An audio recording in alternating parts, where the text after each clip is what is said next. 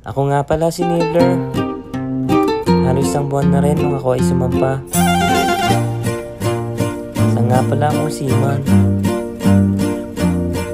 Sa loob ng isang buwan, madami nang nangyari. Trabaho dito, trabaho doon, tambay dito, tambay doon. Siyempre, nandito tayo sa barko para magtrabaho. Tara, samahan niyo akong silayan ang kagandahan ng karagatan.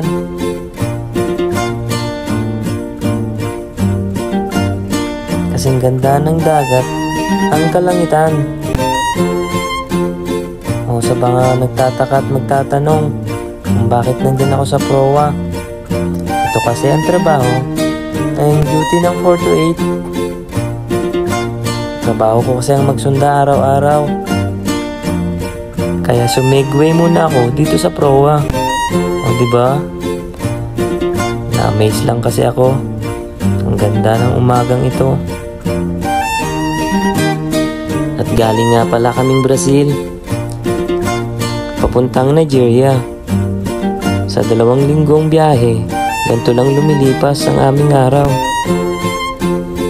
Kasabay ng pagsikat ng araw, masisilayan mo ang ganda ng langit at dagat. At makalipas ang ilang araw na paguran, eto naman ang inaantay namin, ang araw ng linggo. Unang araw ito para makasalamuha ko ang aking mga kasamahan. Hindi nga pala ko tumulong dyan, kaya feeling close muna ako.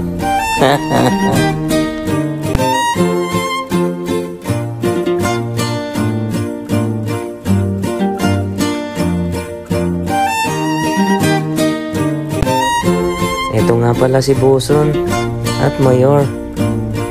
At eto naman ang iba kong kasamahan. Abalang-abala nga pala sila dahil sa gutom. Mga wala nang kilala kapag nakahain na. Halo nga pala kami dito, mga Pilipino at Goryeo or Greek.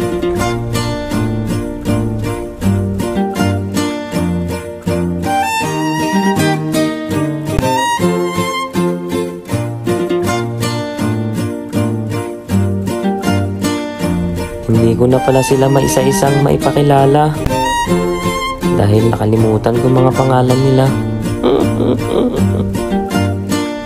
Eto lang masasabi ko, na dinatnan ko kayo, ang lulusog nyo. Hindi na nakakapagtaka.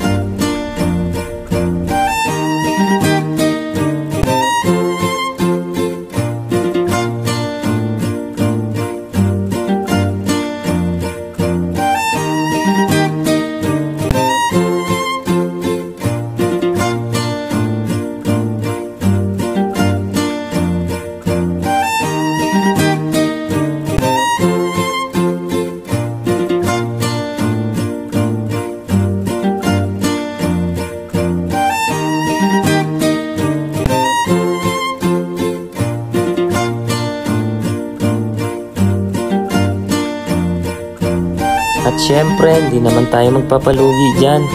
Ice cream yan eh.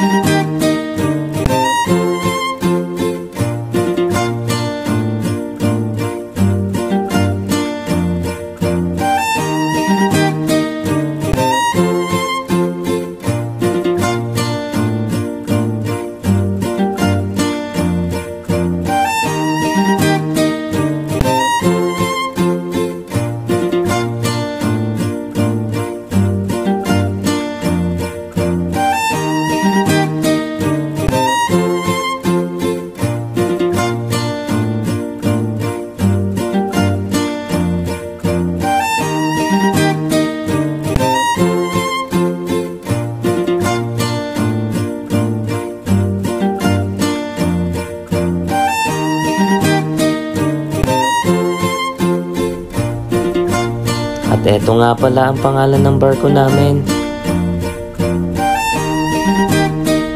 Kalipas ang ilang araw na biyahe, muli na naman tayong dumidikit. At sa wakas, nakarating na tayo dito sa Nigeria.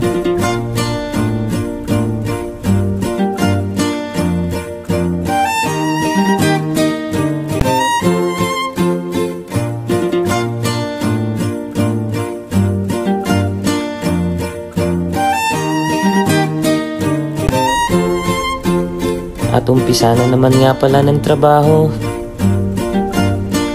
at pagdidiskarga ng karga namin.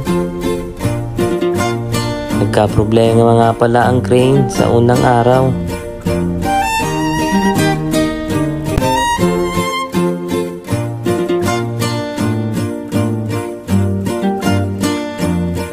O siya, wala na pala akong mabu-voice over. Hanggang dito na lang. Salamat sa 6 na minuto niyong nasayang sa panunood. Paalam!